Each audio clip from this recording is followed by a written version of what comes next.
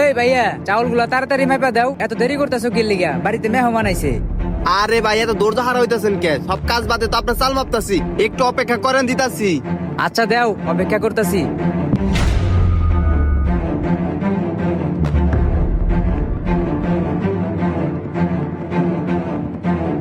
এই তো মাপ ঠিক আছে ভাই, এনেন আপনার 2 কেজি চাল আর 400 টাকা দেন। দূর মিয়া, ফাইজলামি করেন। বাজারে 100 টাকা কেজি বেচতেছে আর আপনি 200 টাকা কেজি চাইতেছেন। নেন মিয়া, আপনি চাইলো মোনা।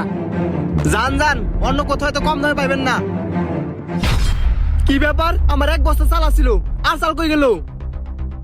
হায় হায় রে, বাটবার আমার চাল হয়ে গেছে গা। কি হয়েছে ভাই, আপনি এমন করতেছেন কে? আরে ছোট আর কইস না, আজকেও চালের বস্তা থেকে চাল হাওয়া হয়ে গেছে গা। হারামজাদা ভাই, আপনার ধ্যান কোন দিকে থাকে? আপনি ভালোভাবে খেয়াল করে দেখতে পারেন না?